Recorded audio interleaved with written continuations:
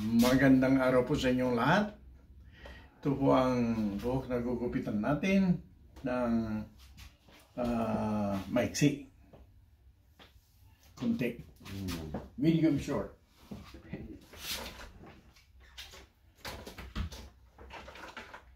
Gamit natin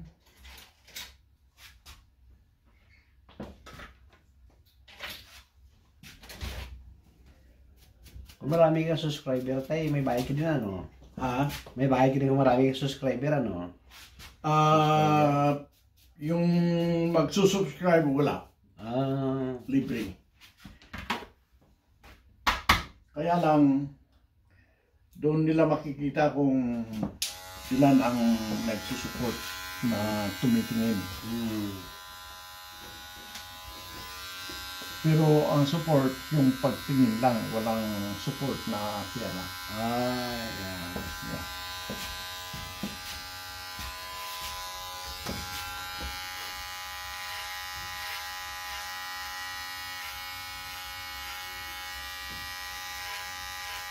Kasi makikita ng mga kumpanya na gagamit sa video, mag-ano din sila, mag-advertise. Yeah. Gaya ng insurance, mga tagagawa ng sasakyan, car makers, kung ano-ano, mga bangko, ganyan. Maraming mga kumpanyang ginagamit ng mga video natin sa advertisement nila.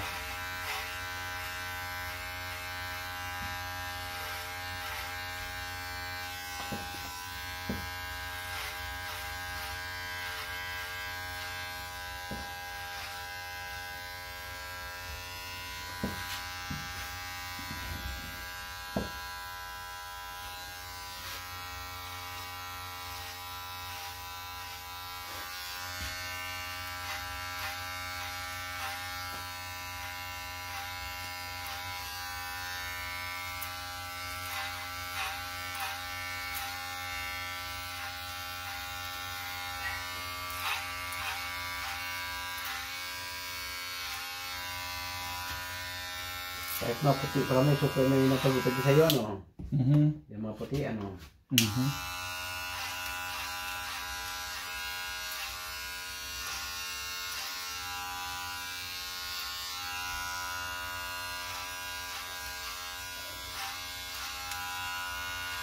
Maganda kasi kung kanyang magupit sa'yo. Yeah. Ako dati sa panong ko nagpagupit, kasi lang hindi ako makapit ng maayos dahil hindi ko naging bilihan mo ayos.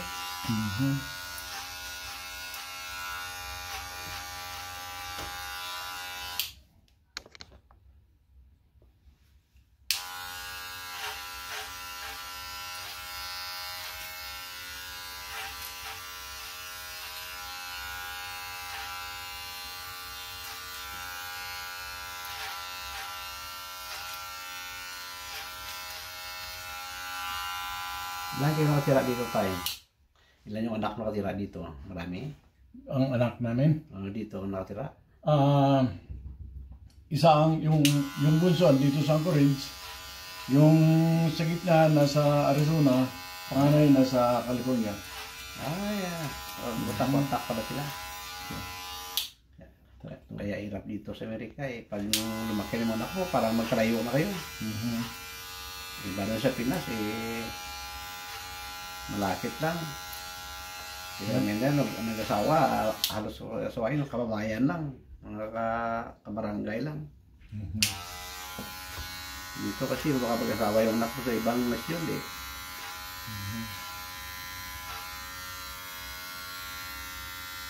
Yung dito sa bahay mo, sabi ko maraming truck na kaparada. Kasi sabi ko maraming truck na kaparada dito sa bahay mo. Ilan ba kayo dito nakatira? Dadalawan na lang sana kami, pero may kaibigan tayo na kailangan niyang magtitira sa amin. So, kasi ang sa kanila nasa Mexico. Nabobor siya sa inyo? Kaya nakikiano dito kasi nagpapagamot. Yeah. Kaya pala si Conrado ba sa inyo nag-re-rental, no? Si Conrado?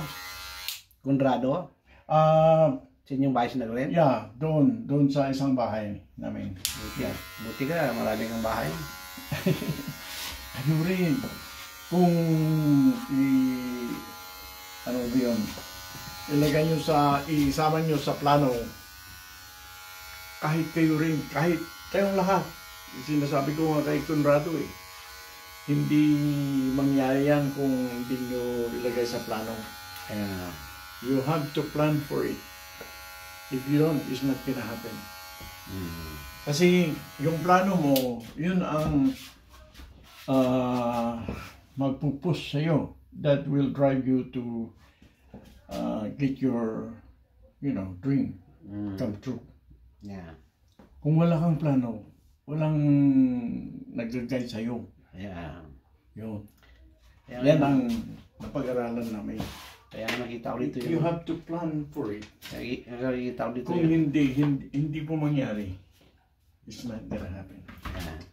Di ba nakita ko dito mga Pilipino, may mga malaking bahay tapos may nagpaparenta. Sabi ko, ganda ng buhay niya dito. Kahit kayo, believe me, if you tingnan mo yung isang kaibigan natin, nung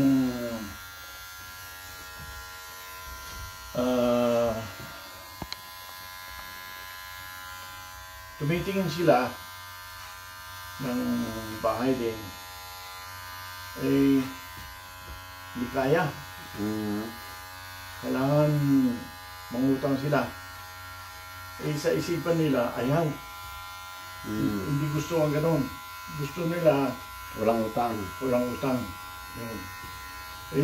Tawa-tawa rin yung pinagsasabihan na kailangan maraming ipunin mo. Yun. Siyempre, alam nila yun. Alam nila na marami kang ipunin. Siyempre, hindi alam yung pinagsasabihan na talagang alam nila na they have to save a lot of money. Yeah. Okay? Yun, siyempre, habang nag-iipon ang mga ito, kaibigan natin, tumitingin yun na. Kasi maraming open house Hindi mo namang tingnan yun kaya mong bilhin o hindi, di ba? Hindi naman bawal. Mamaya-maya, bumagsak ng ang presyo. Yung tinitingnan nila noon na hindi kaya, kalahati ang nabawas. Yun ang maganda pag bumaba yung economy. Bababa talaga yung Tawan-tawan ang naipon. Yung kasi gusto nila yung bahay na yun, pero hindi kaya yung bayad kalahati lang kaya. Bumagsak. Kalahati na lang. Hindi binili. Cash. See? Ganun lang yun. Manalangin ka. Alam ko, tutulungan ka ng Panginoon kung magandang layunin. Siyempre, sabihin mo, kailangan mo ang tulong. You humble yourself. Aminin mo na hindi mo kaya kung hindi ka tutulungan ng Panginoon. Ganun lang. God will work with you. And He will make it happen. See? Yeah. Ganun lang.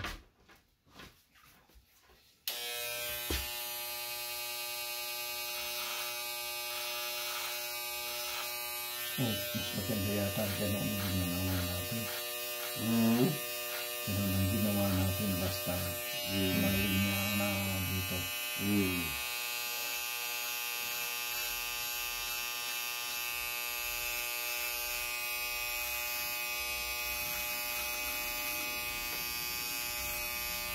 So, huwag mo sabihin na tiis mo lang ako kasi kukunti naman ang kita ko. Hindi po ganun. Kung minsan, kaya sa Pilipinas ito yung sinasabi nating kukunti lang ang kita, Sila ang nakakaipon. Yeah. Right? Yun ang sa isipan eh. Pag hindi mo iniisip, yung gawa mo, wala rin. Yeah. Pero kung nasa isipan, most likely, ginagawa mo rin. See? Pamilya mo, huwag kayong masyado, mga anak. Kasi ganito, ayaw nyo ba? Oo, siyempre. Gano'n, di ba?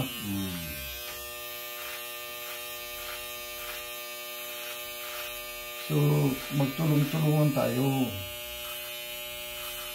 Hindi naman, yung iba naman kasi mali ang pagkaintindi pag mag-ipon. Gugutulimin mo ang sarili mo. Hindi po. Kabaliktaran yun. Mag-ipon ka para mas magandang kinabukasan at hindi ka magugutom. Di ba? Yeah. See? Ayun yun. Ang pag-iipon ay hindi para gutumin ang sarili. Hindi. Mag-ipon ka para kung hindi ka na kumikita, hindi ka magugutom. Yeah. Kasi ang akala ng tao forever na malakas ka, forever na magandang kita. No. Mag-iba-iba ang kalagayan natin. Yeah, kasi kung malakas ka, siyempre kita ka. Pag Oo. iba na yung galaw ng katawan mo, siyempre parang bibigay ka din. Sabi mo, imbis na nag-double job, sabi mo isa na lang, parang nakaya. Yes. Ay, hindi masama yun. Yung iba, tatawa-tawa sila eh. Hindi. Maghihirap siya yun, kaya dala-dalawang trabaho. Hindi ganun. So, siguro, yung iba, yun ang dahilan, pero hindi lahat. Dalawang trabaho ang tao para makapanti, mas mabilis. Yun ang dahilan. Kaya kalamihan dito yung nag-double job, Pilipino naman eh. Nahirap makita dito ng ibang lahi na nag-double job, Pilipino lang yung mahilig mag-double job. Pilipinos na triple job kung kaya, magawa eh. Mga ibang lahi din dyan, gano'n din. Gaya ng yung mga monks nga, kahit na panabahoin mo, overtime lang ayaw eh. So, kasi kaya pala nalaman ko na ayaw lang overtime. May mga food stamp pala sila. Kaya kung malaki kita nila, mawala yung food stamp nila. Malaki na rin ang tulong ng food stamp ha. pero gano'n, tayo, magsakripisyo para sa magandang kinabukasan. Yan.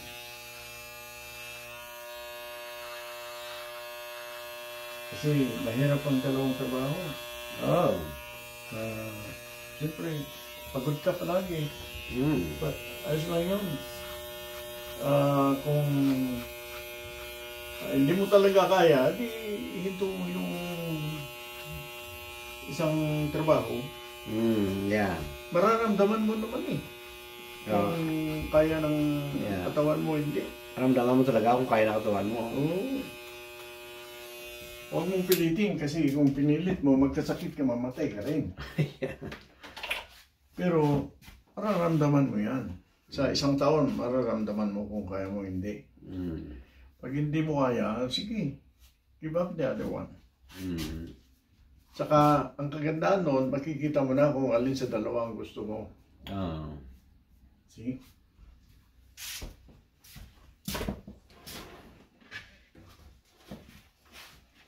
Ayan po. Okay na yan tayo. Okay lang? Okay na. Ayan. Natin.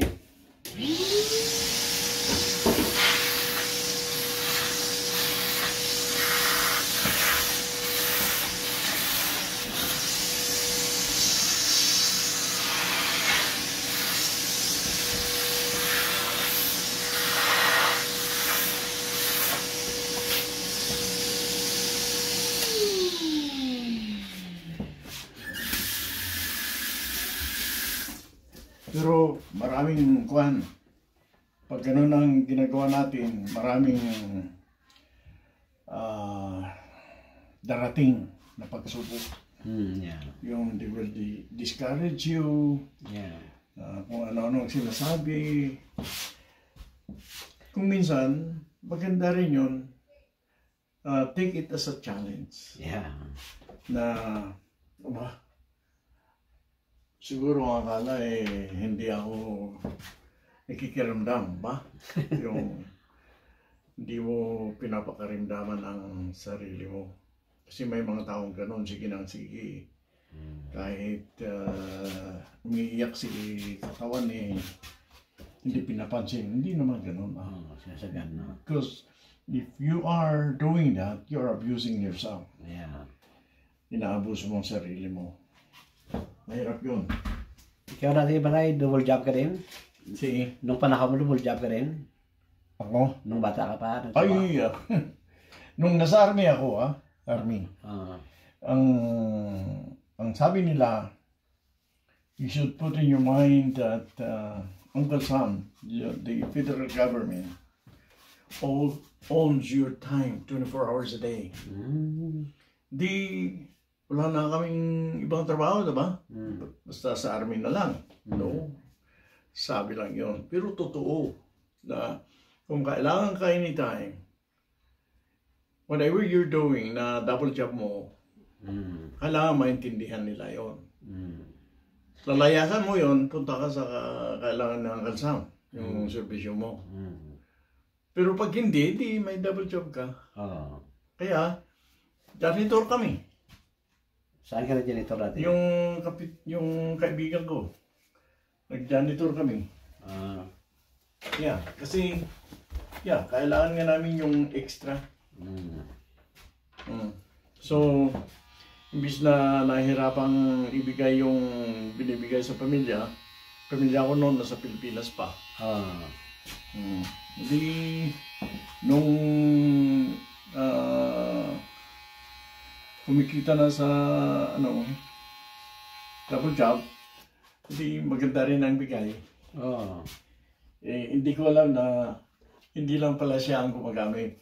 Kahit yung bayaw ko na ginagamit nila sa eskwela. Sabi ko, as long as it's okay, as long as it can support you both. Kung hindi, di mahirap. Kaya nakatulong. Nakatulong talaga pag double job ka. Nung magbakasyon ako na kukunin sila, at least may dala-dala akong maganda-gandang halaga. Siyempre. Na kung sabi na ganito, ganyan, di, ayun, may isi-share ka konti. Diba? At saka kung dito ka galing, pag uwi mo talaga, may kuha ka talaga. Yeah. To expect something from you, kahit hindi mo laki. Nung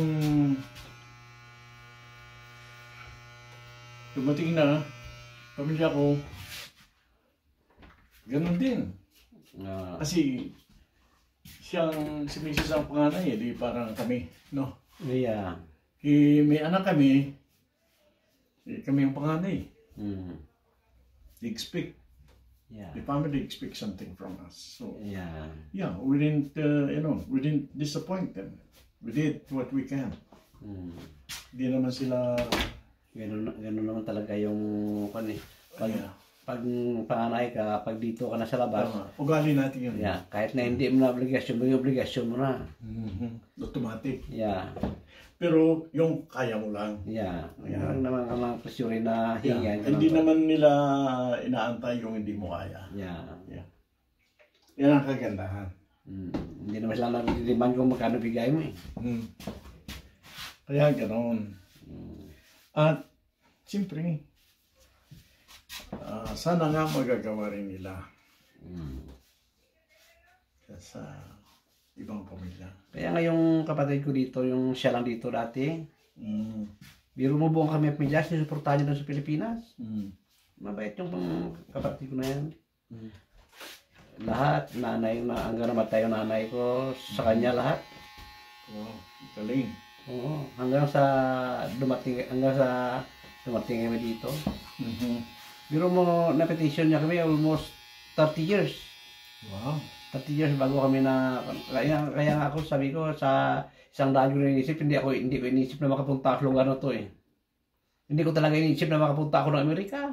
Yeah. No, I agree. Yeah. Ako rin. Kasi sabi ng tatay ko, sorry balik ako sa eskwela. Nahiya naman ako. Kasi nung una, pinadala ako, sinayang ko yung pera nila, sinayang ko ang tsimpo ko. So, sabi ko, nakakahiya tayo, huwag na lang, sabi ko. Tapos sinabi ko na sulatan lang kami noon, na gusto kong makarating dito. Anong gagawin mo kung makapunta ka rito? Bakit yung tatay mo dito ba? Yung tatay mo dito ba siya dati? Yeah. So, ang tatay, sabi niya, anong gagawin mo kung pupunta ka rito? Yung sabi ko, hindi, janitor, gaya mo. Bakit janitor ba tatay mo dati? Oo. Sa school district din? School district din siya o iba? School district? Ay sa federal building sa LA. LA pala siya. So hindi lang state, federal building. So kaya okay. Masaya siya eh. Yung kailangan namin napapadala. So ayun, awa ng Diyos, kinuha kami. Kaya nung pumunta ka rito, akala ko magbarbero ako sa LA. Kasi yun ang ginagawa ko nung pupunta ako rito eh. Nagugupit. Kailangan lisensya. Wala akong lisensya eh. Bakit nung barbero ka ba dito? Kailangan pang lisensya? Oo. Yeah. Mali ang intindi ko eh. Sabi ko. Kararating ko lang tayo. Yung may-ari, Ilocano din. Wala akong lisensya. Hindi ko pa alam magmaniho. Yun. Hindi. Lisensya ng barbero, sabi niya. Ayun. So, nung bumalik kami sa apartment, sinabi ko sa kapatid, kuya, wala akong trabaho. Bakit? Kailangan ko magbarbero kailangan lisensya eh. Ayun. So, wala. Sabi niya, wag kang mag-alala. Marami tayong Navy. Army ka naman. Ayun, pumasok ako sa Army, awa ng Diyos, napasok naman. Tapos napadpad dito. Yeah. So, ayan. Po, yung maiksing mataas. Salamat po sa panonood.